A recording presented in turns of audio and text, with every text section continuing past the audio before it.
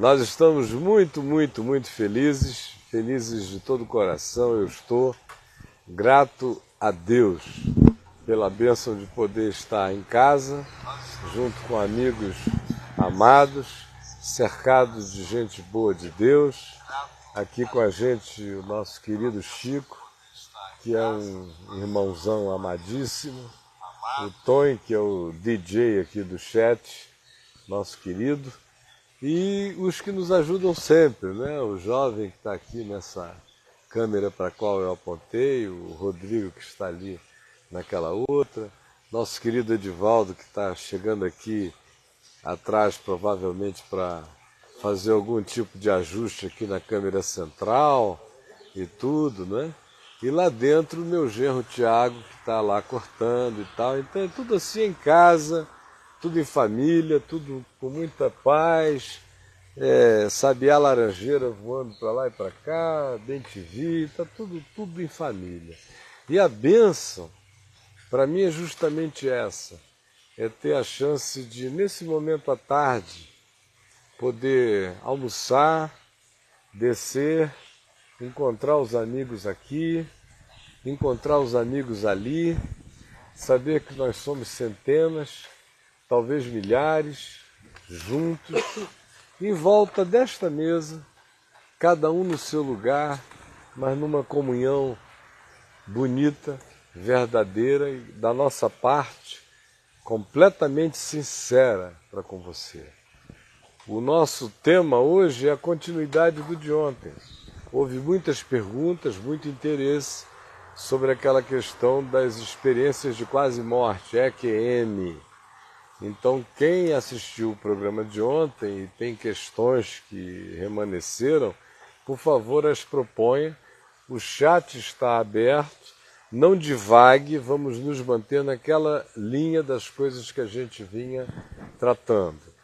Eu espero, e ontem eu anunciei, que todos os que tinham visto e participado ontem estivessem hoje, para que eu não tivesse que fazer um esforço assim exaustivo de repetição de informações, de modo que Fonseca já tem ali perguntas, o Chico já tem perguntas, e eu vou partir do pressuposto de ontem, de que os que estavam conosco ontem estão conosco Sim, hoje. A maioria está, tem muita gente que já. Então, todo mundo já está pré-avisado, essa é uma sequência.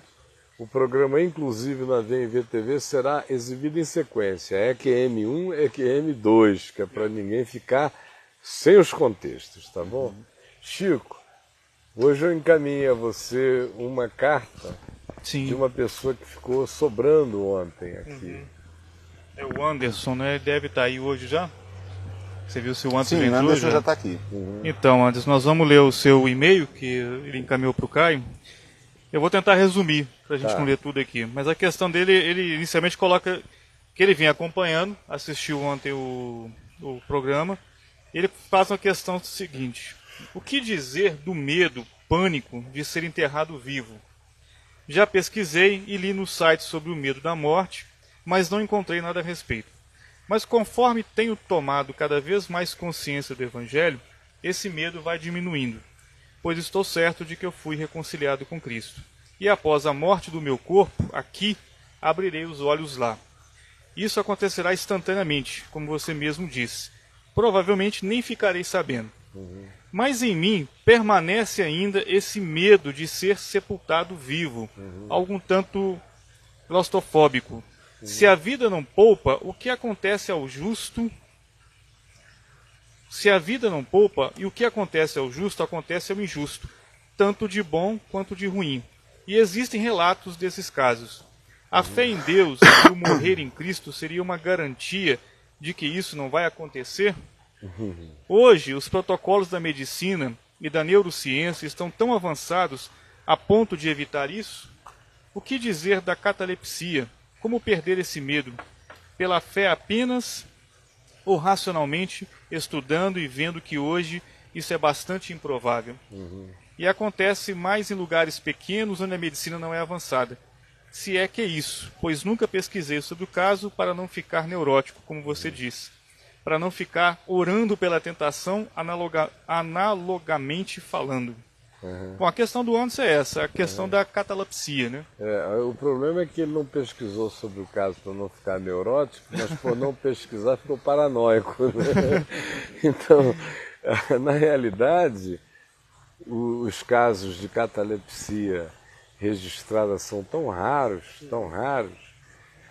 que a nossa sociedade brasileira ficou assombrada pelo fantasma do ator Sérgio Cardoso. Isso mesmo. E pelos mitos da década de 60, da morte dele, que diziam que depois de alguns dias de enterrado, um médico que o assistia, que morava, se não me engano, na Europa, teria ligado para a família dizendo: por que vocês o enterraram assim tão rápido, sem me consultar?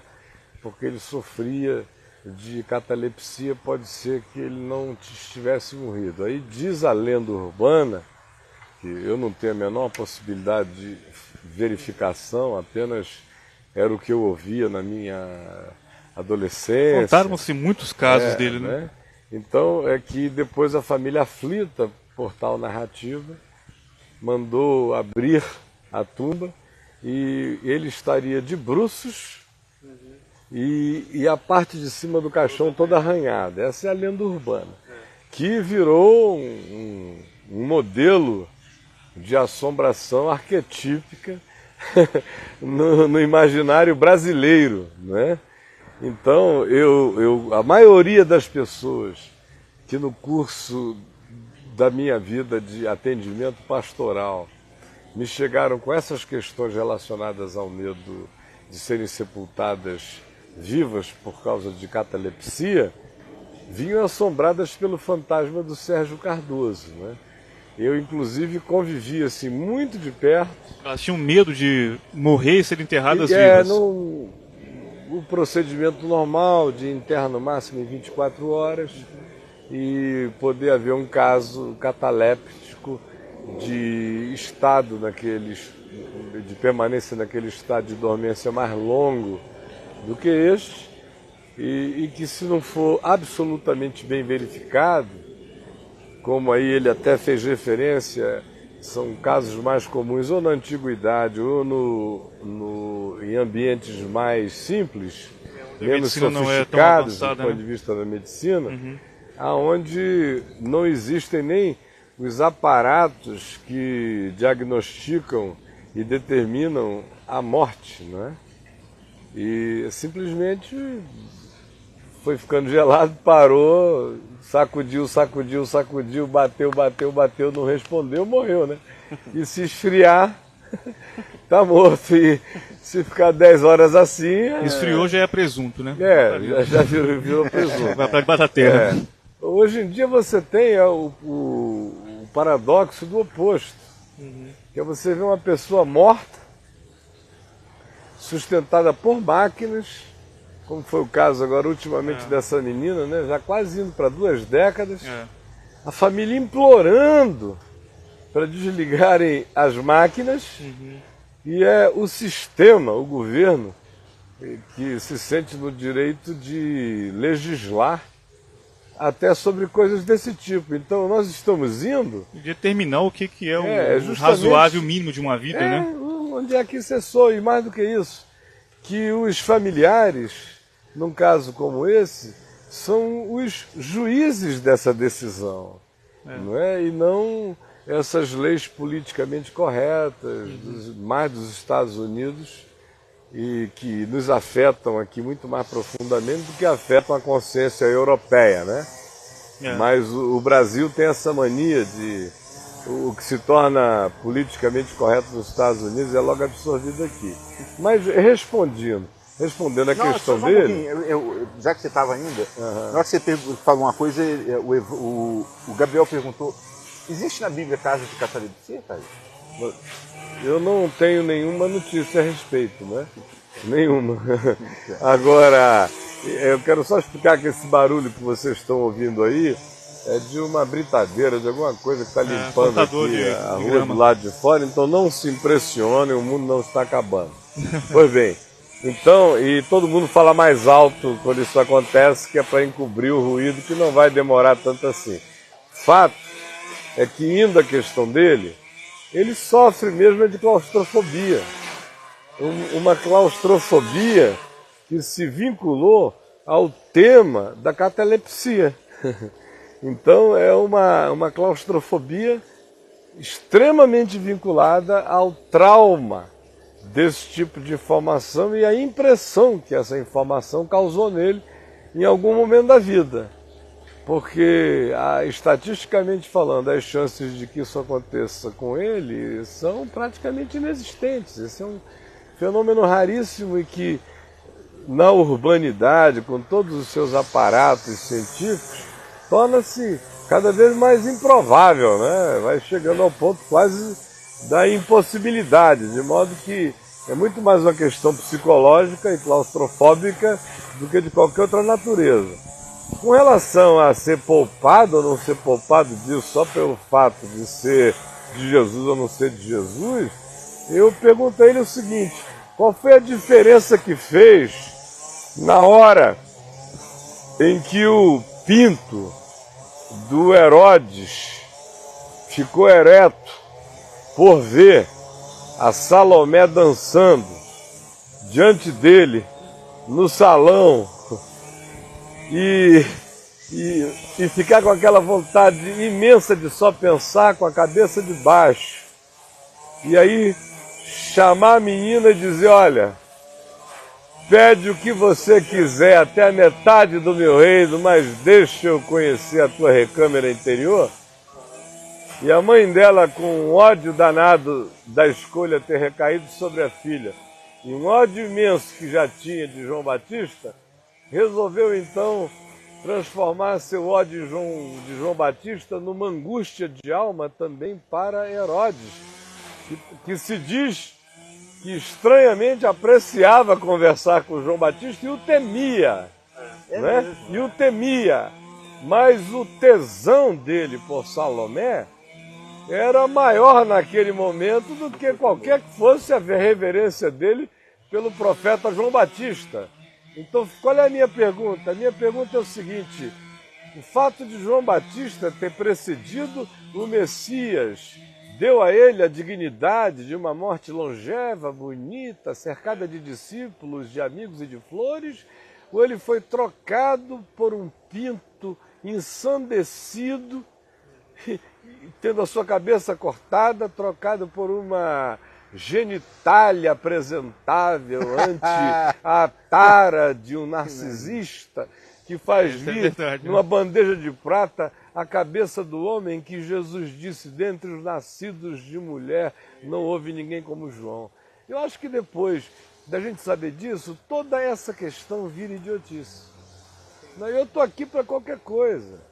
Eu gostaria de morrer cercado pelos meus familiares, pelos meus filhos. Eu gostaria de ter uma morte abraâmica, se fosse possível. Até disse ontem, lá pregando ali na Tenda do Caminho, que o meu sonho juvenil era morrer pregando, né? Pá! Seria a glória, né? No meio de um grito sobre a vitória de Jesus, morrer. Pô, eu orei muito pedindo isso. Depois a vida passou e eu deixei de ter essa vontade de ser um kamikaze do reino de Deus, de morrer num púlpito, essa coisa toda.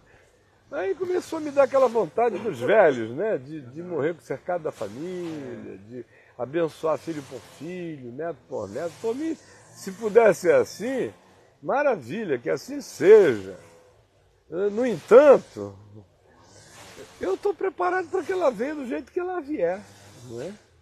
Você tem um filho, você cuida dele desde que cortaram o cordão umbilical dele.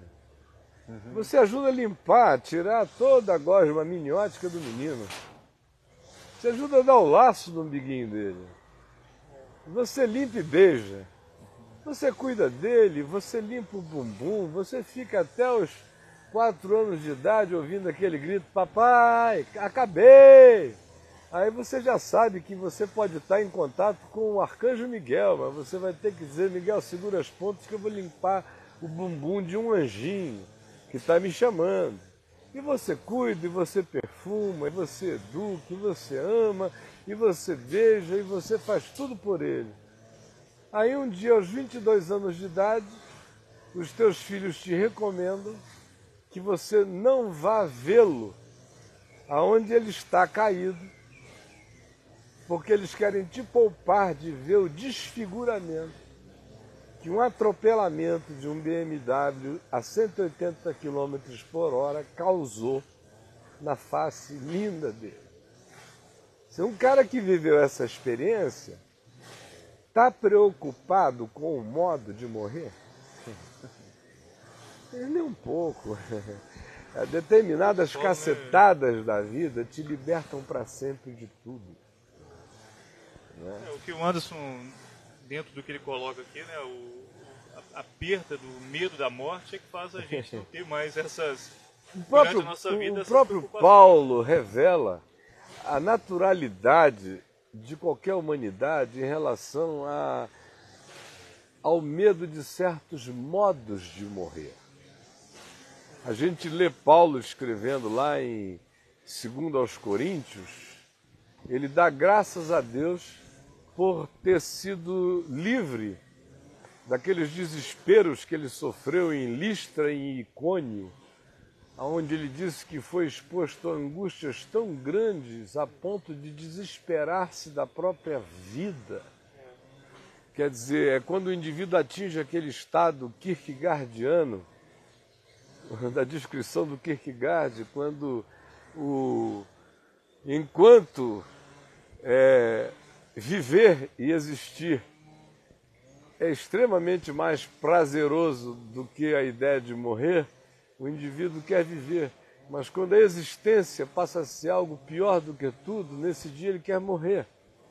Então Paulo está descrevendo ali aquele momento lá em Listra e Icônio em que a existência foi tão pavorosa de agonia, de dor e de suplício, que ele desesperou da vida. Em outras palavras, tudo que ele queria era morrer. Ele pede a morte para si, né? Aí ele diz, graças porém a Deus que me livrou de tão horrendo modo de morte. Quer dizer, ali ele confessa que aquele modus operandi do morrer era uma coisa tão supliciante, tão horrorosa, que o problema dele não era ter medo de morrer, ele estava dizendo, eu prefiro partir e estar com Cristo. Mas a humanidade dele disse, Senhor, se der para não morrer com unha por unha arrancada, olho por olho tirado, orelha por orelha puxada, dente por dente arrancado, pedaços do corpo... Pelo menos seria poupado disso, se né? Se pudesse ser mais fácil, é aquela perversa lógica de Calvino, quando depois da vitória dele sobre Servetus, na famosa discussão entre Calvino e Servetus lá em Genebra, depois que Calvino tinha sido expulso da cidade por 5 anos, porque a população deu crédito às mentiras e heresias de Servetus, e aí depois de 5 anos ele retorna, e aí tem aquele julgamento, onde quem fosse considerado o herege pela ponderação do conselho de anciãos de Genebra que se fundiam com o conselho de presbíteros da cidade, quem quer que fosse avaliado herege, iria para a fogueira. E como Calvino foi considerado aquele que venceu a disputa teológica, o opositor iria para a fogueira. Aí ele veio com aquela, e ele disse, não, por que não botam na guilhotina? Porque seria um modo menos dolorido de morrer. Então, ele é acusado até hoje de ter sugerido a troca da fogueira pela guilhotina. Né? Mas o que se ele pudesse... A melhor opção, pelo menos, é que vai de uma vez. Eu não sei se ele tinha o poder de advogar em nome de Jesus e da fé a libertação do opositor e a liberação dele na vida para ele fazer o percurso que quisesse. Eu esperava que ele tivesse. Não sei se ele teve. Não sei se para ele, como um homem daquele tempo e daquela hora, ainda herdeiro cultural de muita fogueira inquisicionista, por mais santo que o indivíduo seja, ele nunca fica muito além da média ponderada da geração dele, né? Com certeza. Então eu não sei, não quero julgá-lo nem nada, mas supondo que ele tivesse a chance e não tenha usado, ou supondo que ele, tendo a chance, não tenha achado que fosse nobre, conforme as nobrezas da época usar, o que ele estava sugerindo era um mal menor. O que Paulo está pedindo em 2 aos Coríntios é, se der, quando for, Livra-me dessa, pelo menos. que não seja tão suplicioso assim, não é? Como no fim das contas, a morte de João Batista, ela só é horrenda para quem fica. Para quem gostaria de significar a existência de João com honras e glórias a ele devidas. Aí o fato de que é uma genitália provocante, um pênis ensandecido, uma amante e mãe vingativa, e é o profeta que é o objeto do suplício, e é degolado e a cabeça é trazida para o bordel palaciano, a interpretação moral fica tão revoltada com a banalização que faz disso um horror. Mas João Batista teve das mortes a menos indolor. Moçada chegou lá, meu amigo, segurou a cabeça e vupo! João Batista na glória dos céus. O resto é apenas a moralização do nosso olhar, que gostaria, mas o pobre do João partiu rico como era. Não sofreu. O grande suplício de João foi a lucidez dele no meio de tanta hipocrisia, enquanto não esteve preso. Não foi o modo de sua morte, é só o choque de banalização para nós. Assim como Paulo, segundo a tradição, foi decapitado. Quer dizer, a própria guilhotina, nas perversidades da Idade Média, não é? Ou logo depois da Idade Média, ela foi inventada na França como uma maneira mais humana de matar, justamente por essa rapidez. É chocante para nós ouvir isso, né? Mas ela é extremamente mais humana, não fora o espetáculo público da exibição, do que a cadeira elétrica. Você queimar o indivíduo, como se fazia ou a cadeira elétrica, que ainda está em vigência, o enforcamento, né? A cruz, que ficava dias e dias morrendo. Morte horrível, né? É. E nem o Filho de Deus foi. Mas como Jesus morreu na cruz, e a cruz para nós é salvação, a cabeça de João Batista num prato é banalização. Né? A cruz não, ela está imantada de todas as significações arquetípicas positivas para nós agora. Né? Então a gente poucas vezes entende que o significado das coisas não são as nossas apreciações visuais, estéticas e as nossas interpretações, e muito menos as nossas projeções daqui para lá. Quer dizer, se a gente for pensar em João Batista, ele é a antítese do problema cataléptico. Ele é a antítese. Ele é o cara que vapt-vupt, ô glória! Então, olha, uma terapia talvez fosse boa para tratar do problema cataléptico, da claustrofobia, porque o tema cataléptico é apenas o tema claustrofóbico do nosso amado irmão querido. O Rafael pergunta, Caio.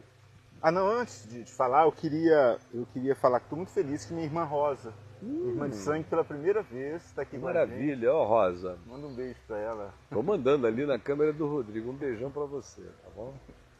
O Rafael, por que não ensinam essas coisas na igreja, né, Caio? Que coisa, né? Perguntar Isso até mim? foi falado várias vezes, né? Pois é, vamos lá. Primeira pergunta para você. Não, primeiro porque eles não têm como ensinar. Eles não sabem disso, porque é proibido pensar. Olha só, Caio. Dentro disso que o Fonseca perguntou e que em outros programas a gente acabou levantando essa questão, antes você falou algo que deve ter gerado um certo arrepio em muita gente na hora que se falou. Você disse que as experiências de pós-morte, né, de quase morte, né, de EQM, podem muito bem ser um instrumento de evangelização, né, de da parte de Deus revelando, né, na sua liberdade, fazendo isso através, né, A através ordem de desses fenômenos. Melquisedeque. Exato. Em outro momento a gente já discutiu. Para muitos isso soa como uma extrema Heresia, loucura, né? heresia e tudo mais. Mas eu ouvi e falei, poxa, mas eu nunca pensei nisso dessa É. forma, né? E aí entra no que o Fonseca colocou, né? Por que que a igreja nunca abriu ou permitiu que coisas desse tipo pudessem É porque a passar? igreja, ela cria os seus dogmas e os seus axiomas e determina que as coisas são daquele jeito, que as coisas são daquele jeito, né? Até hoje, por exemplo, os Benai Elohim que possuíram as filhas dos homens em Gênesis 6, uma tradição, uma interpretação vigente em Israel o tempo todo e no período cristão até Agostinho. É que no período agostiniano, a sofisticação filosófica que tomou conta da igreja fez aquilo se tornar uma coisa assim meio brutal. Até porque aquela era uma época completamente antissexual. Totalmente neurótica sexualmente falando.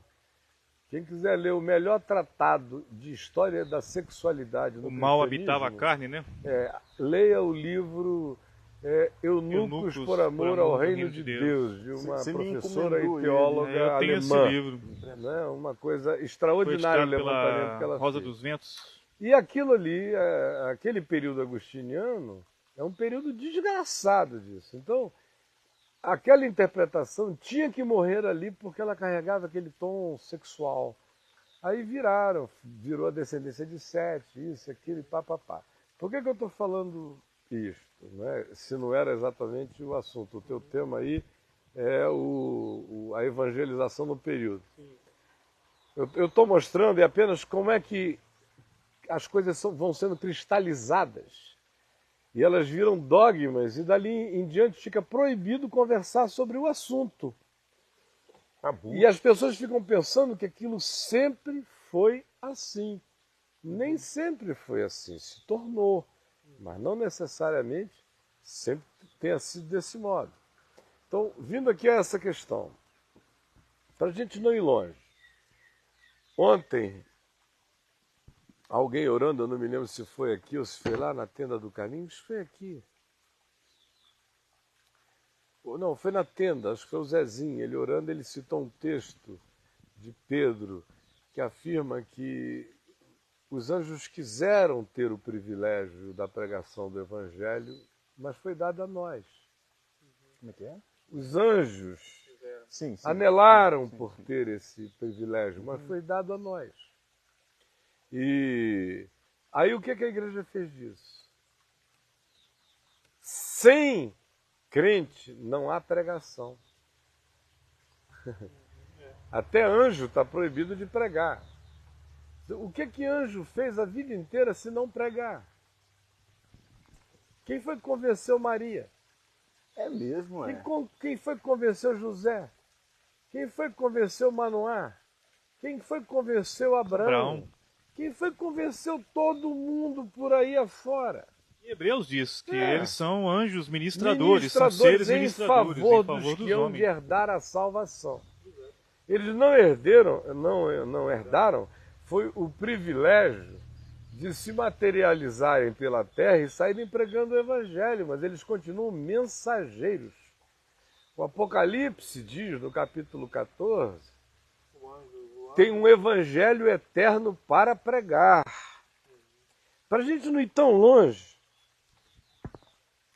e apenas ler aqui o que está escrito no livro de Juízes, no capítulo 2, que diz que depois de idolatrias e de negociações e barganhas que as tribos de Israel fizeram quando da libertação da terra de Canaã, quando da entrada, diz o seguinte, Juízes 2, subiu o anjo do Senhor de Gilgal a Boquim e disse, do Egito vos fiz subir. Esse anjo do Senhor é um que fala em nome do Senhor. É aquele que manifesta a própria realidade de Deus de maneira antropomórfica e visível no Velho Testamento. É aquele a quem Abraão distingue dos outros dois anjos, que vieram três, e há um que Abraão chama de Senhor. E os outros dois foram mandados a Gomorra e diz, porém Abraão continuou na presença do anjo do Senhor e continua falando com ele como o Senhor. É esse mesmo que está pregando aqui. É o Cristo eterno que está pregando aqui. Do Egito vos fiz subir e vos trouxe à terra que sob juramento havia prometido a vossos pais. Era ele que tinha prometido. Ele se coloca naquela mesma condição. Antes que Abraão existisse, eu sou. Eu sou. Eu estive aí. Ele é a pedra espiritual que os seguia. Ele é tudo que os seguia. Nunca houve uma história de Deus no mundo sem Jesus andando junto. É isso que a humanidade não entende, os cristãos não entendem. Ele não é judeu, né? Não, ele está andando junto. Ele é antes de judeu. Eu vos disse, o anjo do Senhor, nunca invalidarei a minha aliança convosco.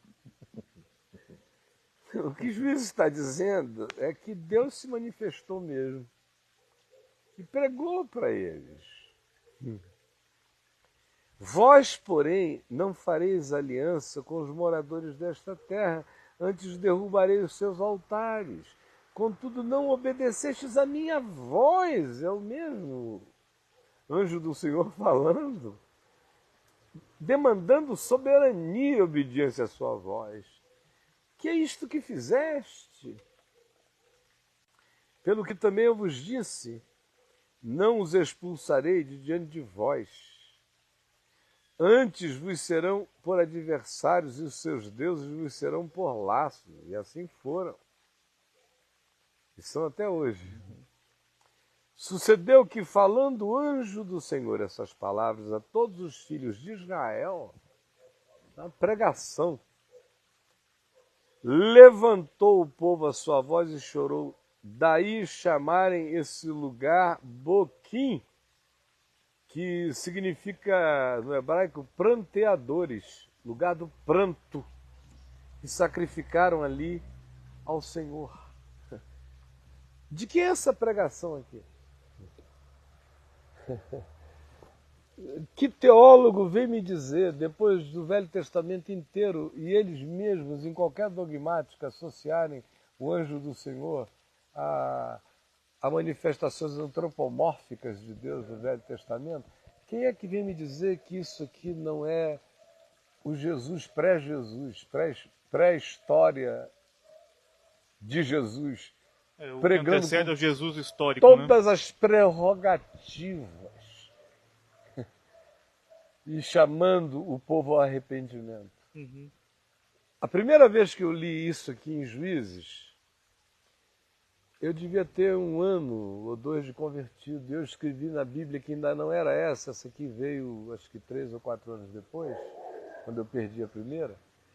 E eu escrevi, Jesus pregando ao povo, na minha simplicidade de quem não tinha ido a seminário para não sofrer lavagem cerebral, o que estava escrito, estava escrito. Jesus pregando ao povo antes de Jesus aparecer como Jesus. Essa é aquela diferença, né, da chave, né, de ler aí. Então isso responde a essa pergunta Jesus que pelo amor de Deus, no dia que Deus, que é o autor da Boa Nova, não puder comunicar a sua Boa Nova a quem Ele quiser, quando Ele quiser, na hora que Ele quiser, o mundo acabou. E esse é um dos diabolismos da igreja.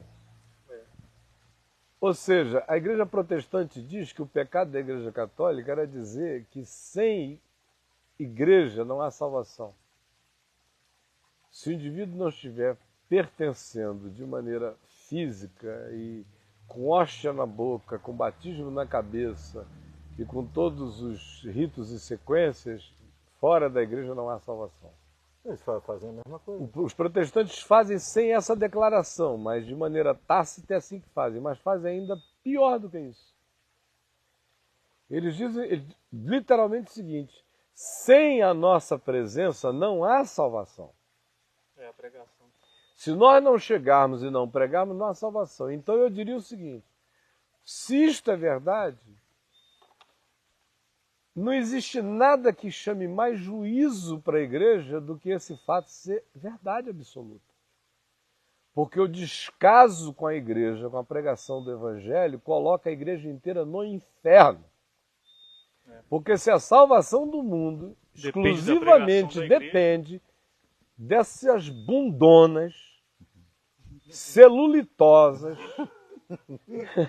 absolutamente inertes, que só sentem emoção na genitália, que não tem compromisso além do ventre, que não tem mente além de amebas, que não tem grandeza de alma além de alguns capirotos quase convertidos.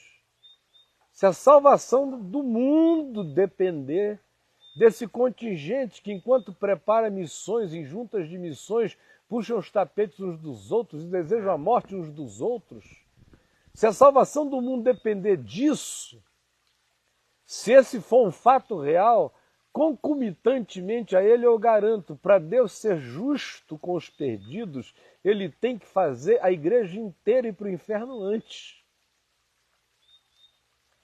É salvação para a igreja indolente, morta, parasitária, amebesca, que Deus tem uma liberdade maior do que a presunção dela. É salvação para essa igreja que exista a tal ordem de Melquisedeque, que é maior do que ela. É salvação para essa igreja que o anjo do Senhor tenha liberdade ainda de anunciar o evangelho eterno. É salvação para essa igreja que o Espírito Santo sopre aonde queira e sobre quem queira. É salvação para essa igreja que Jesus Cristo, que é a verdadeira luz, tendo vindo ao mundo, ilumine a todo homem aonde queira e como queira e do modo que deseje. É salvação para esta igreja que Jesus seja aquele do tanque de Betesda, que é capaz de chegar para o homem que está 38 anos ali jazendo doente, curá-lo sem se apresentar, apenas dizendo: levanta, toma o teu leito e anda, e quando o homem começa a andar e pular, ele some.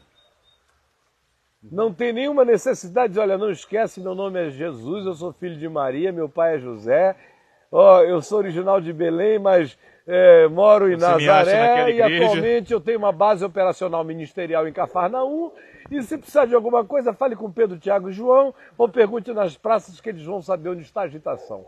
Ao contrário, ao fazer daquele jeito, ele revela que ele cura sem precisar dizer ao curado: olha, quem te curou fui eu, viu? Ele é maior do que a nossa mesquinharia. E eu amo porque ele é maior do que a nossa mesquinharia. Isso é salvação para a igreja. Ele só se apresenta ao homem depois, porque teve a chance. Se não tivesse tido a chance, não teria. A esquerda dele nunca sabe o que a direita está. Não, ele é Deus conforme ele ensina que a gente deva ser. A oferta da graça dele funciona assim, como o mandamento dele manda que seja. É salvação para a igreja. Que ninguém saiba o que acontece no coração e nos segredos dos corações dos homens, como Paulo diz em Romanos 2,16. É salvação para a igreja que assim seja. Agora, é perdição para a igreja quando ela pensa que sem ela não há salvação, e quando ela diz que todo mundo que não ouviu o que ela diz que tem, que salva o mundo, e que ela não se anima a pregar, muito menos a viver, muito menos a praticar, já que Jesus disse que sem a prática do amor entre os irmãos, o mundo não creria em nenhuma pregação, de modo que a gente pode se arregimentar hoje para fazer missões até em Marte, mas se nós continuarmos não nos amando e não amando o Evangelho, nem o mundo crerá, porque nem Deus crê em nós. Deus não crê em nós. Quem mais vai crer? Nós não cremos em nós mesmos. Caio, mas olha só. A presunção da igreja é tão grande que ela deve achar que Deus é ficar dando graças a Deus porque a igreja vai, né? que ela saiu, Agora, ela foi em missão, ela foi eu pregar. tenho crido nisto por... se eu fosse contar a história de por que eu tenho crido nisso desde o iniciozinho da minha fé, ia levar tempo demais, eu não vou tomar esse tempo não, mas eu basta dizer que a minha vida inteira foi isso que eu criei. Isso não diminuiu o meu fervor de anunciar o Evangelho um segundo. Nunca. Nem vai diminuir. Exato. Porque... Eu acho que só enche mais o coração de ai de mim se de não gratidão, pregar o de Evangelho, não é por reverência e culpa temor, não, né? é porque, pelo amor de Deus, eu encontrei o tesouro de grande valor, meu irmão. Eu sou aquela mulher que encontrou a dracma perdida. Eu sou aquele filho que voltou para casa. Por que eu vou... O que vai calar isso em mim? Eu não preciso da motivação do inferno eterno para pregar aos homens. Eu conheço o inferno da terra e já basta. Viver sem Deus no mundo é um inferno. Não basta isto? Ou eu já conheço o céu na terra, que é o amor de Deus, que excede a todo entendimento. A alegria de conhecer esse amor não é motivação suficiente para anunciá-lo no mundo inteiro? Precisar de outra motivação é ser mais filho do diabo do que filho de Deus. Então, eu não acredito que missões para serem feitas precisem ser a toque de fogo e de enxofre. Ao contrário, elas foram feitas a toque de fogo e de enxofre até hoje e é por isso que não aconteceram. É porque nunca foram feitas no amor de Cristo.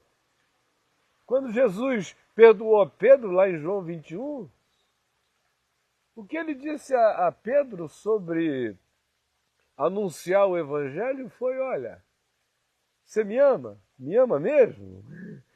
Transfere esse amor para o mundo inteiro. Cuida dos meus pequeninos, que no Evangelho não tem pai, não tem mãe, não tem pedigree, pode ser qualquer um, qualquer preso, qualquer doente, qualquer carente, qualquer estrangeiro, qualquer ser humano.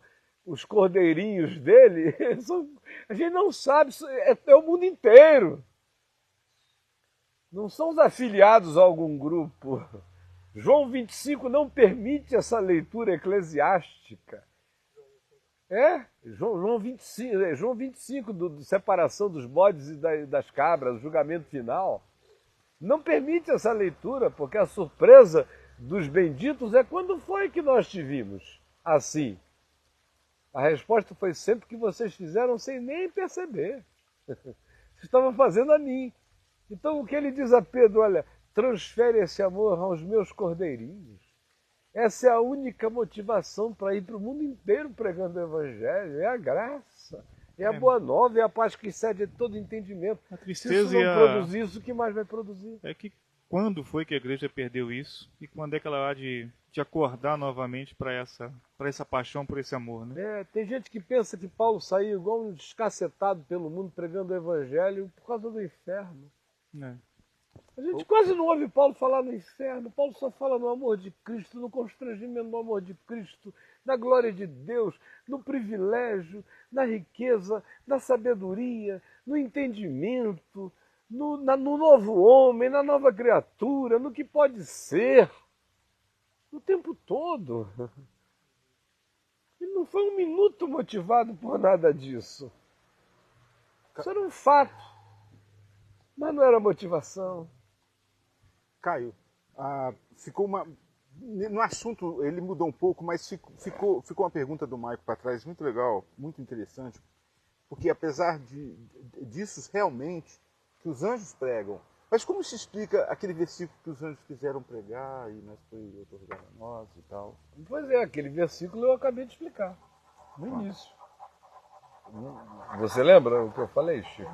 É porque eu que fico aqui e ali, eu me perco às vezes. Não, eu falei que quando se disse isso, quando Pedro disse isso, o que Pedro estava dizendo era que os anjos anelariam ter essa missão histórica. Questão de anelo, anelo, mas não é de impedimento. Impedimento, tá. Entendido, claro. Não é de impedimento. Olha, quem foi pregar na casa de Cornélio foi o anjo. Foi. Pedro foi lá para se converter da viadagem. O negócio era Pedro. Pedro precisava de cura e não isso a vida inteira. Cornélio, só estamos aqui, irmão. Era um cara já melhor do que Pedro, não tinha preconceito, todo aberto, tranquilo, piedoso, as tuas preces foram ouvidas, não sei o quê. E não foi nem a pregação de Pedro que o esclareceu, porque o Espírito Santo não deixou nem Pedro acabar. Eu nunca tinha pensado que aquilo ali foi uma experiência para Pedro, né? Não, foi Pedro que ficou lá, de modo nenhum, Senhor, na minha boca. Vê se o gentil Cornélio pediu carteira de identidade do anjo, criou algum problema. Olha, Jesus continua a dizer, em verdade eu vos digo, nunca encontrei em Israel, nem na igreja, nem no protestantismo, nem no catolicismo, fé como estas que eu encontro por aí. Continua a dizer. As cirofenícias não são membros de igreja evangélica. Amém. Voltando para o EQM, tem uma pergunta da Michele de ontem, e tem mais duas que são talvez desdobramento ou parecidas. Quando fala do ser que sai do corpo, né, é a alma ou espírito que sai? Segundo, a diferença da alma e do espírito, que as pessoas confundem muito, tem até pergunta. A diferença da alma e do espírito, eu vou pedir licença para cada um ler Hebreus capítulo 4, verso 12, e aprenderem para sempre que é somente a palavra de Deus que consegue distinguir a alma de espírito, juntas e medulas e todos os outros intrincamentos da constituição humana. Nem a neurociência consegue chegar aí, quanto mais eu. Tá. Então, isso, até mesmo essas designações de corpo, alma e espírito, elas são muito mais designações de pedagogia do que de fronteiras delimitadas. Há um overlapping o tempo todo entre todas as coisas, que é somente aquele que pela palavra do seu poder nos constituiu, é que sabe aonde cada coisa vai e qual é o processo de vasos comunicantes e de retroalimentação desse processo inteiro. O problema nisso é que o pessoal quer fazer a separação e a tricotomia. Tem que identificar o que é, onde está e esse que é o problema. Né? Que é uma tricotomia, é uma tríplice esquizofrenia. O Leopoldo pergunta: quando morremos, encontramos com Jesus ou esperamos a ressurreição? Como é que fica isso? Bom, Jesus disse, hoje mesmo tu estarás comigo no paraíso. Ele deve estar lembrando do texto de Tessalonicenses, né? Que Paulo fala, esperaremos e encontraremos com o Senhor. Mas aí é outra coisa, o que Paulo está falando ali é doente integrado na glorificação. É o ser completo. O Espírito volta a Deus que o Deus. Hoje mesmo estarás comigo no paraíso, porque é melhor morrer e deixar esse corpo e estar com o Senhor. Tudo isso está claro. Ali ele está falando já de outro fenômeno, que é quando o Senhor vem, os que estiverem vivos serão transformados e irão ao encontro do Senhor dos Ares. E os que, primeiro ele diz, antes dos que estivermos vivos e formos transformados, os que morreram em Cristo serão ressuscitados. É ato contínuo, um ato contínuo que não dá nem para medir em tempo, nem em nanometria, nem... O texto diz do que foi, mas que logo vem. Né? Então vai ele está dizendo, nós seremos transformados, iremos ao encontro do Senhor nos ares e viremos com o Senhor. Mas ele não está falando do que acontece quando o indivíduo morre, é outra história. E o Marcelo pergunta de ontem: mas sem conhecer a Cristo, é possível conhecer a Cristo apenas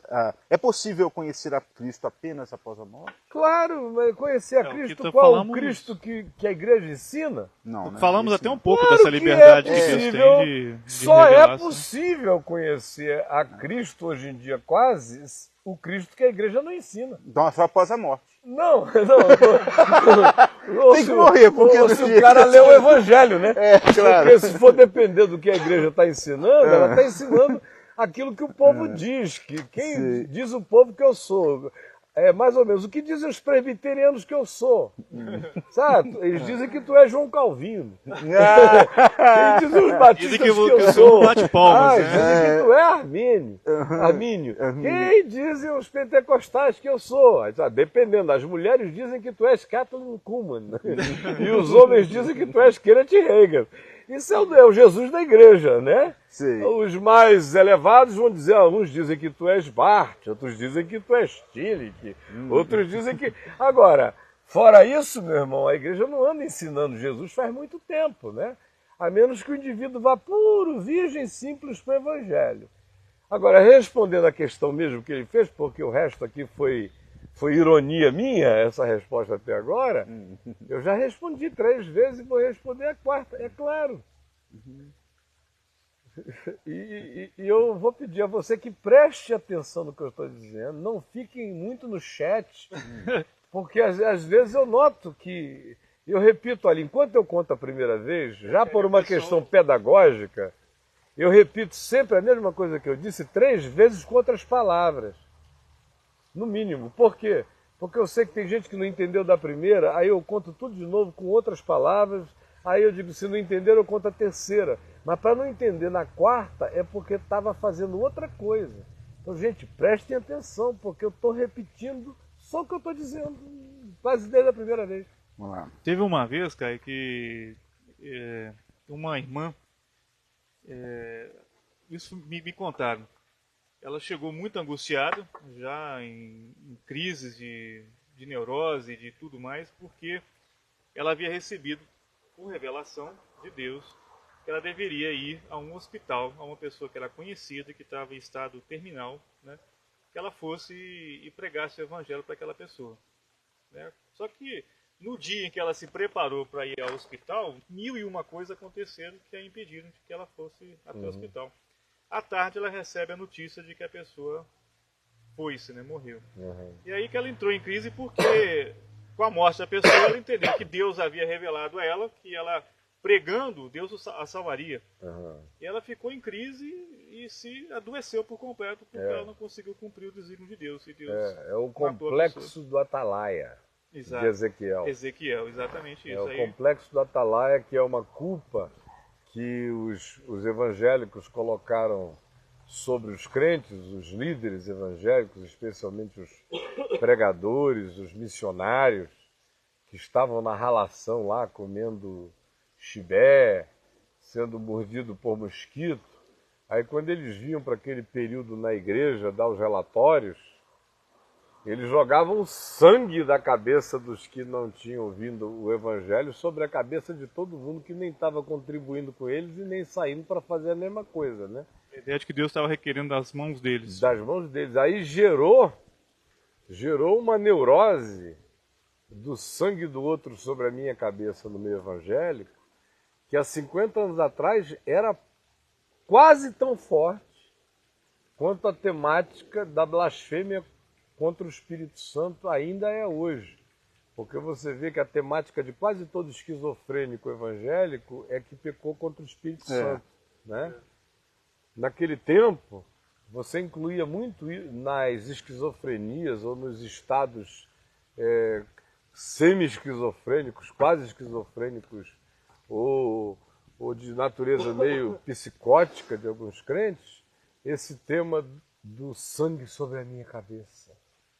Aí se o cara era gago, era tímido, era introvertido, coitado, esse então se desesperava. Tinha gente que a oração do ano era: Senhor, me ajuda este ano a conseguir levar alguém pela mão, que eu tenha conseguido convencer acerca da salvação para ser batizada, para eu poder dar fruto algum dia na minha vida antes de eu morrer.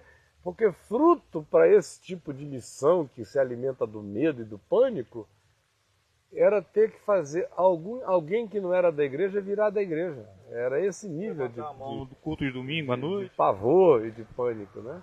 E é essa angústia que essa irmãzinha sofria e que muita gente sofre por causa dessa herança, e que também diz que se eu não pregar para todo mundo que esteja passando e eu não aproveitar todo encontro humano para pregar, só vou juntando sangue na cabeça. Isso quando o indivíduo é daqueles piedosos que carregam essa angústia dentro de si, né? Aí o que isso gera? Doença de um lado, né, na alma, ou gera o chato crônico. É o chato crônico, que gerou durante décadas. Era aquele crente que dizia, não importa se o cara quer ouvir, não quer ouvir, não sei o quê. Quantas vezes eu ouvia, há 30 e tantos anos atrás, não, eu pego pelo braço na rua. Eu patolo o bicho assim, na linguagem do jiu-jitsu, era quase eu gudunho. O cara, ó, e senta o cacete. Se ele me odiar pro resto da vida, de praça, eu né, tirei o sangue da cabeça. Parecia um Gomex a menos, assim, de morte na cabeça, né? Um daqueles laquês de morte. Ah, tô com menos sebo de morte na cabeça. Já falei para ele. Passei para ele o sangue. Esse era o tipo de doença e a basicalidade do tipo de compreensão. Então, se a igreja tivesse um pouco mais da sua compreensão aberta para isso que até que você colocou inicialmente, da ordem de Melquisedeque, da liberdade de Deus, se tem uma pessoa em leito de morte, dele ali se revelar, seja quais são os meios que vão acontecer ali, Deus é Deus. Nenhum de nós pode falar. Recebeu autoridade para, diante de corpo morto nenhum, declarar para ninguém, sob pena de estar pecando contra Deus profundamente, que essa pessoa infelizmente foi para o inferno. Frase sua, só condena alguém ao inferno aquele que está cheio dele. Não mas a gente manda muito mais pessoas para o inferno do que qualquer outro, né? Nós corremos o risco de estarmos realmente naquele grupo dos chamados filhos do reino, que é uma ironia de Jesus nos evangelhos, né? Quando ele diz, em verdade eu vos digo que muitos virão do norte, do sul, do oriente, do ocidente, tomarão lugar à mesa com Abraão, Isaque e Jacó, enquanto os filhos do reino estarão do lado de fora. Quem são os filhos do reino para Jesus? Aquilo não é uma declaração de verdade, é uma declaração de ironia. Ele está fazendo a ironia, e o evangelho está cheio de ironias. Muitas de Jesus, então. Não é? Olhando ali para aqueles indivíduos, os filhos do reino, são os que carregam a presunção, a declaração de afirmarem a terra inteira que eles é que são os homens do pedigree da salvação, enquanto o mundo inteiro está perdido.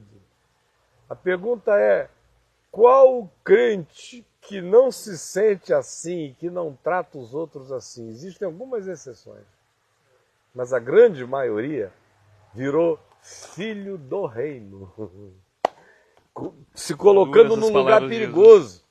Quer dizer, você vê pastor em funeral,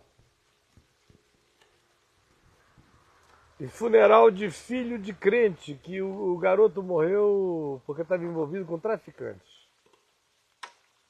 Meu amigo, o que eu ouço de barbaridade sobre a pregação do cara ali, que sirva de lição para os que ficaram. Esse moço frequentou a igreja, se desviou aos 14 anos, se envolveu com um traficante, hoje está aqui morto, jovem, com a alma perdida, trazendo dor à sua mãe. Mas vocês que ainda estão vivos, aprendam para não seguirem nem o mesmo destino de morrer na juventude e ainda perderem a sua alma. E a pobrezinha daquela mãe ali carregando aquela desgraça pro resto da vida. Tem mãe evangélica que, para sobreviver psicologicamente a esse massacre, ela gera um mecanismo de dissociação do filho. Ela se desafetiva do filho que morreu, para não imaginar que um ente que ela amou possa estar queimando no inferno dos crentes. Ela quase que induz-se uma amnésia, e tem gente abessa nesse estado que gera outro muito pior, porque isso explode por outras vias e loucuras distintas.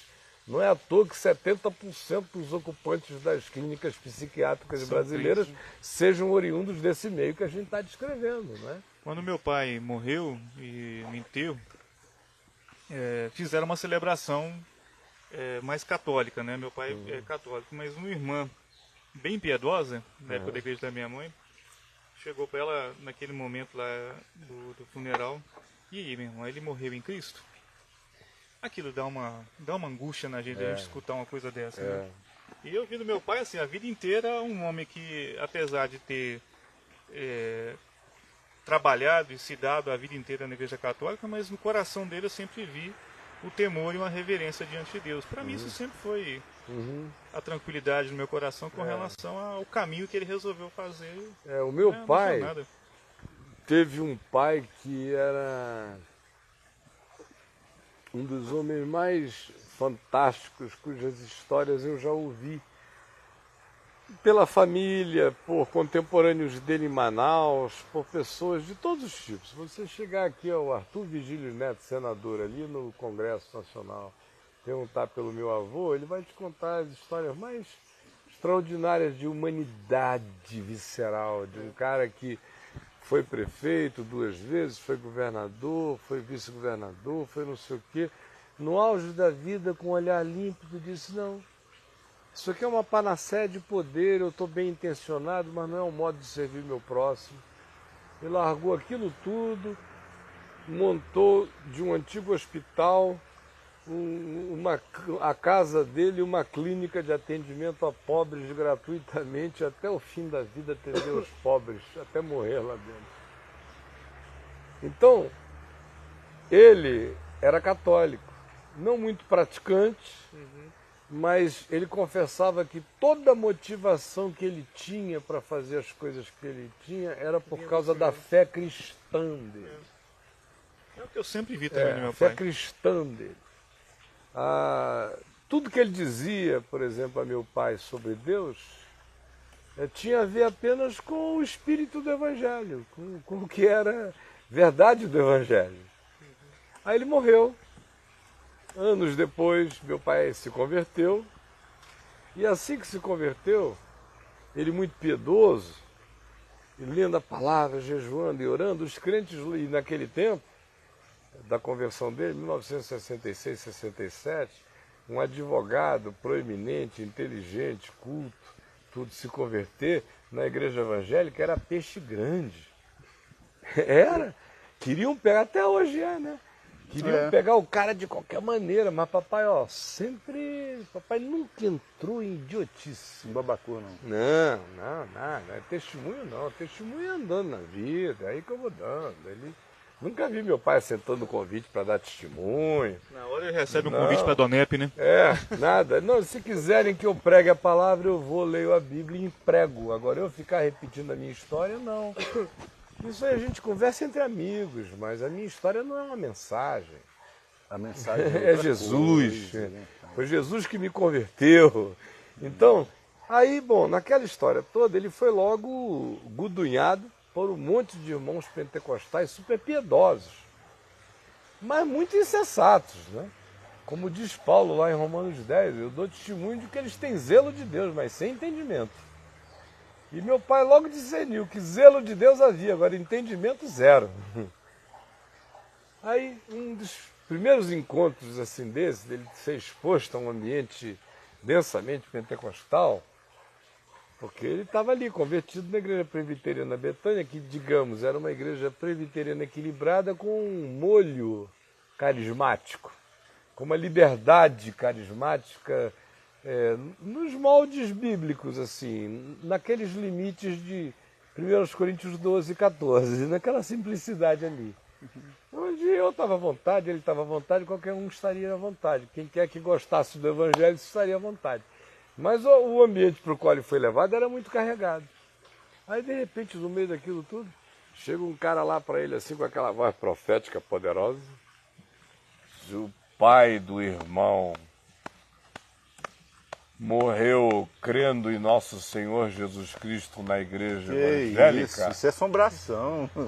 Aí meu pai disse, não, ele morreu crendo em nosso Senhor Jesus Cristo, quase na igreja católica, mas provavelmente sem igreja nenhuma. Aí o homem disse assim, é uma pena que não tenha se consumado a obra na vida dele. É terrível isso. Aí meu pai olhou para ele e falou, é uma pena que você não saiba que a obra foi consumada na cruz. E não na vida dele.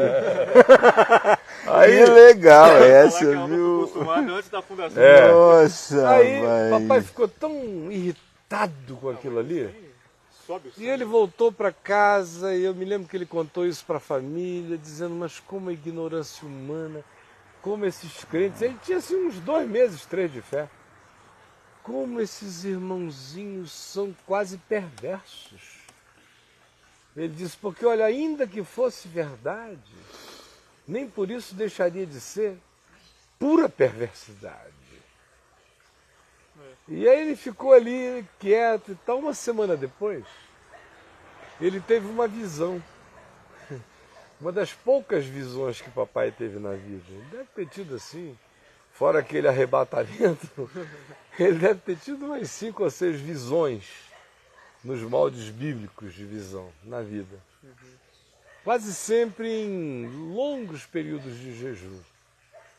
Mas naquele dia não, ele teve uma daquelas visões da noite da Bíblia, que você não pode categorizar como sonho, porque você sabe fazer a distinção entre o sonho mais nítido e o cinemascope da visão que te coloca dentro dela, né?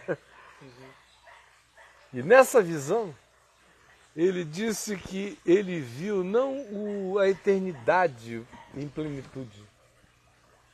Ele disse que teve a chance de ver como uma dádiva de Deus, dizendo a ele, eu te mostrarei os teus amados que repousam na minha glória. E ele disse que a primeira face que ele viu foi o meu avô glorificado. Ele me contou isso antes de eu me converter. Eu ainda tinha 13 anos de idade quando ele teve essa visão. Eu nunca me esqueci. Quando eu me converti ao Evangelho, essa história toda de ordem de Melquisedeque, aquela história que eu contei outro dia, do livro Evangelho em Gênesis, da viagem com o Macintosh, com meu pai, com não sei o quê, depois aquela leitura que... Aquilo tudo já estava semeado a minha vida inteira, por essas sementes simples, como essa visão do meu pai, que já foi me libertando disso de saída. Essa foi uma angústia que eu nunca tive, desde cedinho na vida.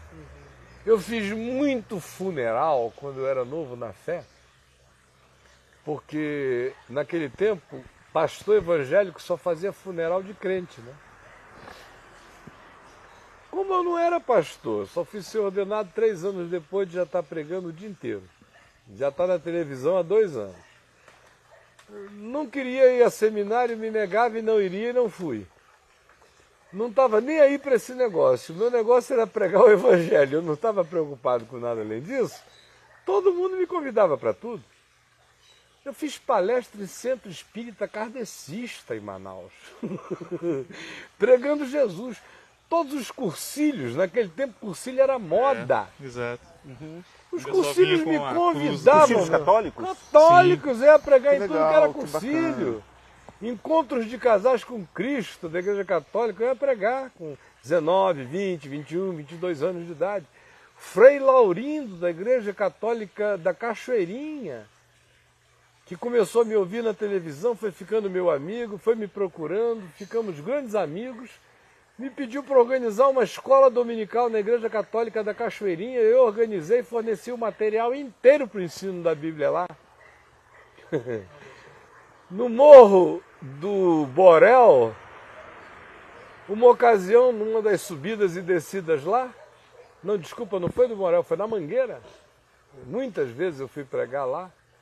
Uma vez uma mãe de santo que andava impressionada de me ouvir na televisão perguntou se eu não podia ir lá na casa dela para pregar para a moçada. Eu falei, claro. Parei o meu caminho no meio da rua, desci lá no meio daquela capirotada toda, não toquei no assunto nem no nome de ninguém, preguei o evangelho no Areópago da Mulher. E vai ser assim a vida inteira, não tem outra história, não tem por que ser diferente.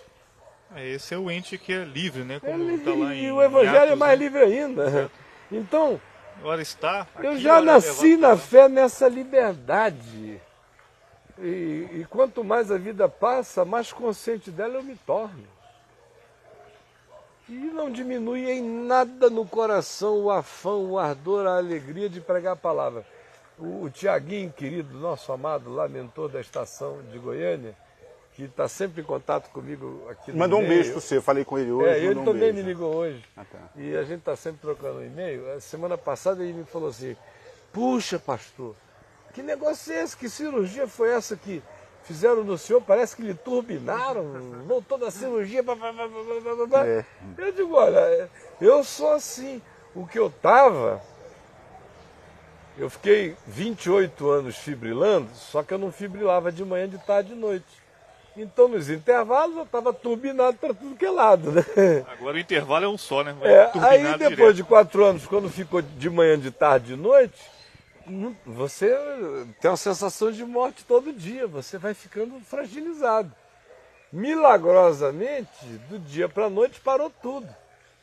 Eu fui até prevenido depois por um amigo meu muito querido, especialista em arritmias desse tipo e em cirurgias desse tipo, que às vezes o indivíduo fica mais 3 meses com sequelas ainda, até haver adaptações. Mas eu não tive nenhuma desde o primeiro dia, ao contrário, eu sentindo uma energia extraordinária. Ora, quanto mais energia vier, meu amigo, mais ela se canaliza para pregar o evangelho. Eu não estou pensando em subir o Himalaia, não estou querendo essa energia para ir para fazer um turismo em algum lugar. Qualquer gota dela é para anunciar a palavra. E a minha motivação não vem de nenhum outro lugar a não ser dessas realidades positivas, propositivas e glorificantes do Evangelho de Jesus, somente delas. Né? Voltando ao assunto nosso aqui, né? EQM. EQM.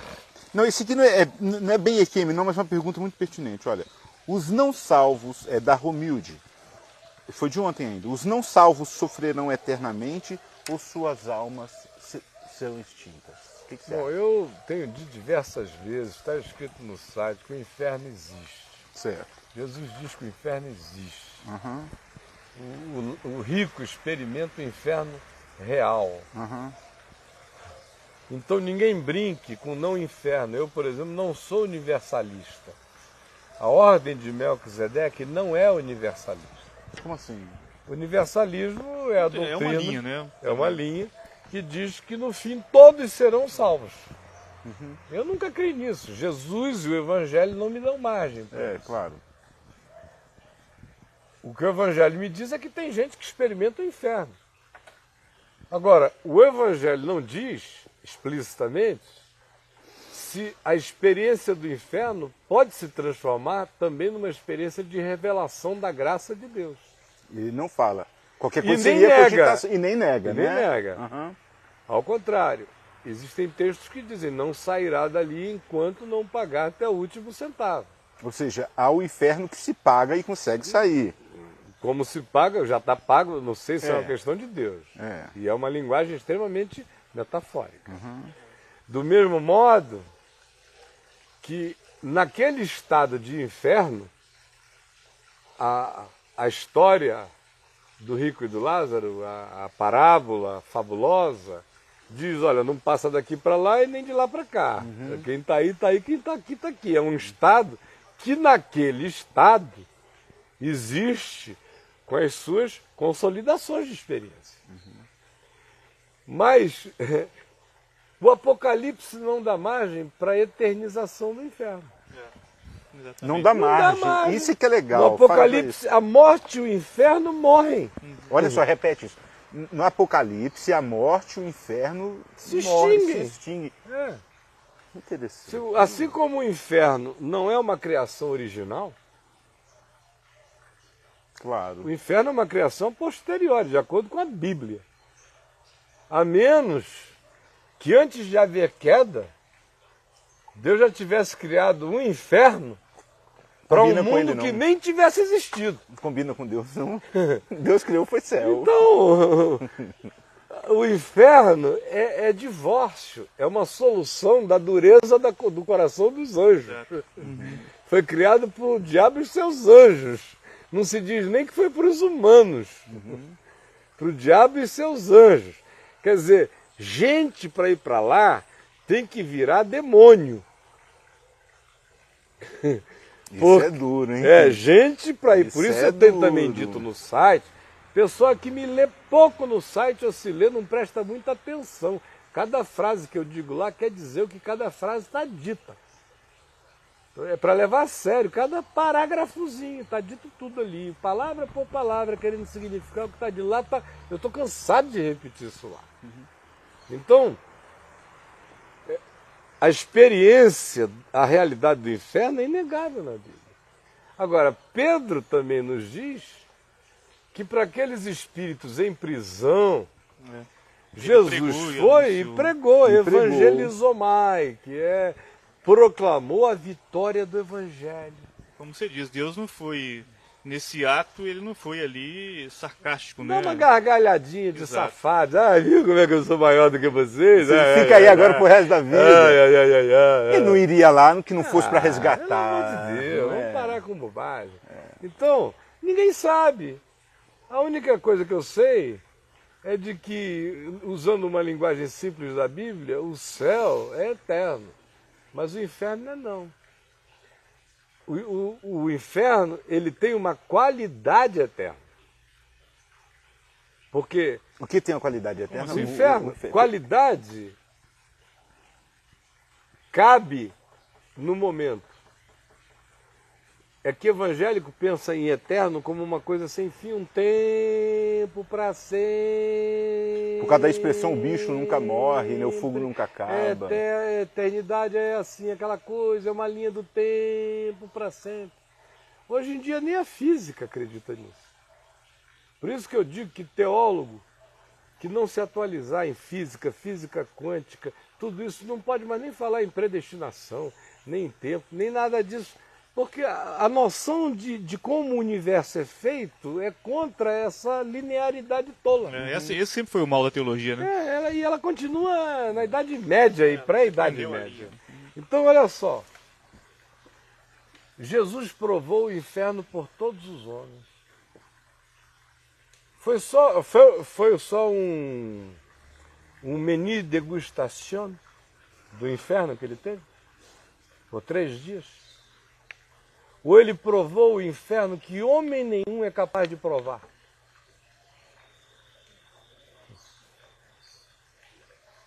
A eternidade desse inferno inteiro que a Bíblia diz que ele provou, não foi maior do que o próprio inferno em si?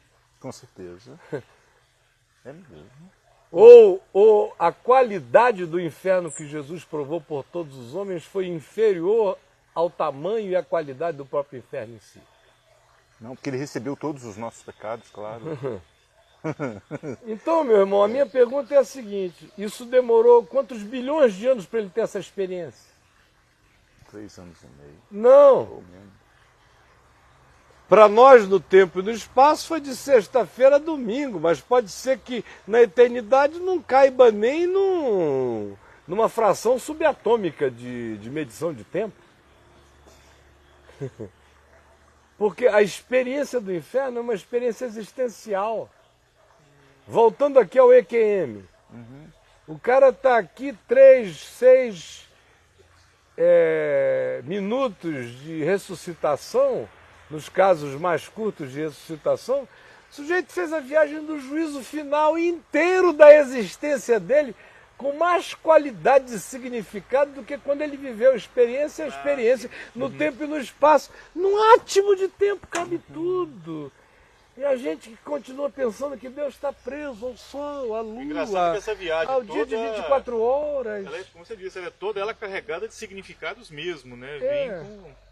E a gente fica assim imaginando que, como aquele garoto, o nível e a pobreza do nosso entendimento do Evangelho é uma coisa tão chocante que eu vou ilustrar isso com aquele garotinho lá de Manaus que se converteu. Ele era um garoto assim meio hiperativo, assim, muita necessidade de novidades e tal. E aí ele sempre estava me procurando, querendo conversar e me estimular ou saber coisas novas e tal. Aí passou o 1º ano de convertido, 2º ano de convertido, 3º ano de convertido. E todo sábado à noite tinha pregação para jovens, domingo de manhã escola dominical, antes 8 da manhã tinha o primeiro culto, depois vinha a escola, depois tinha o outro, depois às 5 da tarde mais um, às 8 da noite mais outro. Ele era um homem da obra, né? Segunda-feira tinha pregação ao ar livre, e aí era gente a beça que vinha, no mínimo 500 pessoas, às vezes 3.000 nos ar livres que a gente fazia toda segunda noite, e ele firme. Mas ele foi cansando, né? Aí eu me lembro bem de um dia que eu estava pregando um ar livre lá em cima daquela plataforma, numa segunda-feira à noite, e ele lá, e aquela multidão zona. E tinha um hino que naquele tempo se cantava muito, especialmente em ar livre, porque dava para cantar sem instrumento, sem nada, só batendo palma, que era um hinozinho de uma frase que dizia assim: chegamos a louvar Jesus, chegamos a louvar Jesus, chegamos a louvar Jesus, chegamos a louvar Jesus. Era uma mantra. E a guerra crescendo, crescendo, ia juntando gente, não sei o que e tal, e ele estava lá. Aí eu preguei, quando acabou, não sei o que, eu vi que ele estava assim meio abatido.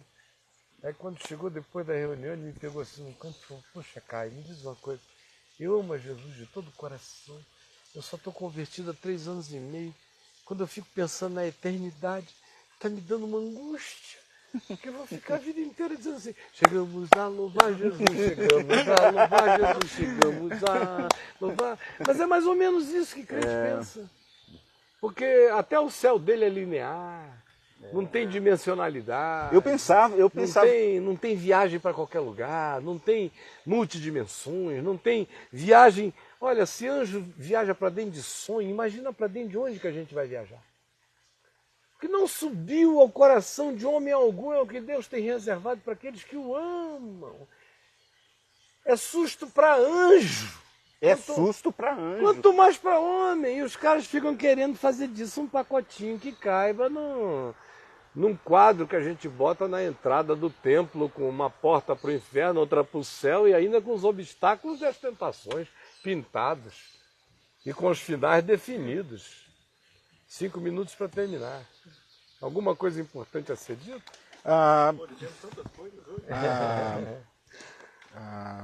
Não, Caio, parece que está aqui, o pessoal meio que saiu aqui, começou a conversar também, mas só uma pergunta a mais, que também é a minha, eu achei interessante, do Alenal. Será que existe casos de EQC, em que a pessoa está de EQM, que a pessoa está que ela sente, que você falou ontem muito bacana, que o cara, um calor irresistível ele foi. Mas será que existe a opção dele? Não, eu prefiro ficar com o meu Senhor. Aí a gente não fica sabendo só se fosse uma sessão espírita. Porque ele não vem para contar, né? Se o espiritismo kardecista fosse verdade. Né? Essa é muito boa. Como a gente não acredita nisso, é uma resposta que eu não tenho para dar aí. Tá certo. Ele voltar e der o recado, aí... Outra coisa que para mim é objetivo desse programa é ensinar a pensar. Claro. Porque esse é o tipo da pergunta que basta pensar para não fazer. Caio, mas eu nunca pensei assim. Não estou falando de você não. Né? Porque se o cara não voltou, decidiu ficar. Quem é que o entrevistou para saber? Pois é, eu não tinha pensado nisso. Mas é muito legal isso, mesmo. Mas a gente tem que aprender a pensar. Ele resolveu ficar porque ela tava bom, né? Tava bom, mas a gente nunca vai saber. Ele não veio aqui, olha, eu vou dizer pra vocês que eu vou todo mundo que morreu, todo mundo que morreu, pode ser que a gente chegue. Fora aquelas coisas que sejam de uma brutalidade que seja absolutamente antagônica com a continuidade da vida, ou seja, esbagaçou o cérebro todo, acabou tudo, não sei o que e tal, só uma ressurreição reconstrutiva e plástica. Mas nesses outros casos em que tanto faz ir ou não vir ou pode não vir, pode ressuscitar ou pode não ressuscitar, pode ser que a nossa surpresa naquele dia seja que a maioria que ficou nesse estado disse: pelo amor de Deus, não, Senhor, me leva daqui, me tira daqui. Igual a minha papagainha, a Polly, que desapareceu ali em cima daquelas árvores. Depois... Você contou que ela ficou a tarde inteira, né? Eu aqui nos maiores amores com ela vivia em cima de mim. Caio, me tira daqui, Caio. Então, minha amiga. Aí o Fonseca veio aqui com a gente ficou conversando ali, eu botei ela perto de uma árvore, fui levá-la à porta. Quando eu voltei da porta, ela tinha subido do buganvília, já escureceu. Eu e os jovens já não conseguimos mais achá-la lá em cima dos buganvílios, mas ela ainda respondia quando eu gritava, pode? Ela, cai! Aí eu digo, ó, fica aí que amanhã eu te pego então, hein? Que não dava para pegar. Mas quando foi no dia seguinte, a gente procurou para todo lado e a bichinha... dificilmente ela foi embora. Os micos que tem aqui em profusão, tem uns 30, 40, podem ter feito uma chacina, né? Matado ela era novinha. Ou então pode ser que ela tenha pulado para a rua querendo ajuda, alguém pegou e levou o bichinho. Mas o fato é que o grito dela era, Caio, me tira daqui! Então, pode ser que esse pessoal aí que a gente não ficou sabendo, que só vai saber da eternidade, porque ninguém contou, vai voltar para contar essa história, porque está dito na Escritura que esse não é mandamento do Senhor, que essas pessoas venham contar essa história para nós. Pode ser que a nossa surpresa seja que eles tenham dito, Senhor, não, deixa eu ficar aqui. Bom, mas isso é só especulação. Claro. Né? Gente amada, nós vamos parando por aqui. Hoje é quinta-feira, dia 4 de julho de 2009. E nós vamos estar amanhã. O Edivaldo já não está mais aqui, mas ele está nos vendo provavelmente, não é mesmo, Chico?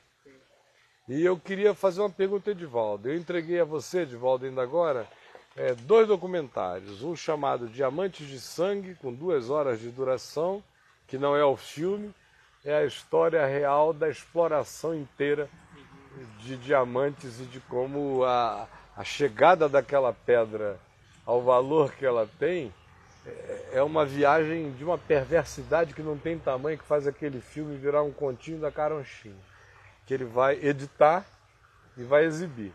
Mas eu entreguei a ele também um Caçador de OVNIs, que é sobre arquivos da NASA, com depoimento de 7 a 8 astronautas, alguns deles que pousaram na Lua, com histórias extremamente interessantes para contar, porque esses homens estão recentemente aposentados, descomprometidos com os seus compromissos anteriores com a NASA, livres para falar. E tem agora uma geração enorme de gente se aposentando ano que vem e no outro, todo mundo coçando para conversar sobre o assunto. Como para mim, nós não estamos falando de visitas de civilizações intergalácticas, eu tenho deixado claro que eu creio que esse é um composer que mistura aquilo que a Bíblia chama de natureza espiritual e que são naturezas constituídas de muitos poderes. Eles são capazes de comer churrasco com Abraão, são capazes de procriar com as filhas dos homens, são capazes de... Jesus já glorificado come peixe? Eu só faço a seguinte pergunta, se nós somos capazes de tudo que nós somos capazes, e eles, por que eles não muito mais? Então é uma burrice, a partir até do próprio Salmo que diz, nos fizestes por um pouco menor do que anjos. Então, a nossa possibilidade de conversa com dimensional é poderosa. Então, eu vou pedir ao Edivaldo para fazer um esforço hercúleo, meu maninho querido, dar aquela editadinha bonita que você dá e apresentar amanhã, antes do Papo de Graça começar, às 3h30 da tarde, apresentar, começa geralmente 45 minutos antes, né? Quando tira os comerciais e fica limpo o programa. Se ele tiver isso aí, tempo dá uns 45, 50 minutos. Então, você fica conectado a partir de 2h30 da tarde, que vai entrar esse documentário sobre arquivos da NASA. Caçadores de OVNIs, arquivos da NASA. E eu não estou aqui para conversar sobre ufologia, não é o meu barato. Eu estou aqui para conversar sobre presenças espirituais no mundo que nós não estamos querendo perceber e podemos levar sustos enormes se continuarmos como avestruzes, com a cabeça no buraco, sem discernir a complexidade do mundo espiritual, das suas manifestações e dos seus sinais, prodígios, da mentira e dos enganos que vem aí, porque o pessoal fica pensando que a nova era vai ser obscurantista. Vai ser cheio de fogueira, de bruxaria. Nova era é cibernética, é tecnológica, é ficcional, é extremamente parecida com a gente, assim como foi em cada tempo da história. Os principados e potestades que comem a nossa produção a devolvem sofisticada. É isso que nós vamos tratar. Divulgue e esteja conosco. E eu peço a Edivaldo mais esse favorzão para essa só conta lembrar, de amor. Caio, que todos os programas do Papo de Graça que tiveram um documentário, né, aliado ao tema e foi apresentado antes, todos eles vão estar dentro do Odemendes no Vem Ver Documentários. Quer dizer, o que nós estamos dizendo é que tudo que se inspira em alguma coisa, Isso. a coisa na qual a nossa conversa A gente se vai inspirou, colocar lá em... vai fazer parte do pacotão. Não, nós não vamos colocar eles juntos, porque alguns ficaram extensos demais, né? Sei, Aí o Edivaldo vai colocar todos no canal Vem Ver Documentários. sei. Então, quando tiver o programa do Papo de Graça, que tem o mesmo nome do documentário, é só ir lá e assistir. Que beleza. Assim como foi Operação Prato, a conspiração nazista. A única coisa que eu peço é que quando houver reexibições da conversa, Assim, o documentário vem antes. o documentário sempre vem antes, porque Sim. senão a gente Não, fica com conversando certeza. por nada, né? Ok. Então, gente boa de Deus, que o Senhor Jesus nos abençoe, nos guarde, nos encha de toda alegria, de toda paz, esteja com a gente amanhã e convide outros amigos para estarem também. Beijão, obrigado amigos, tchau, tchau. Beijo para vocês.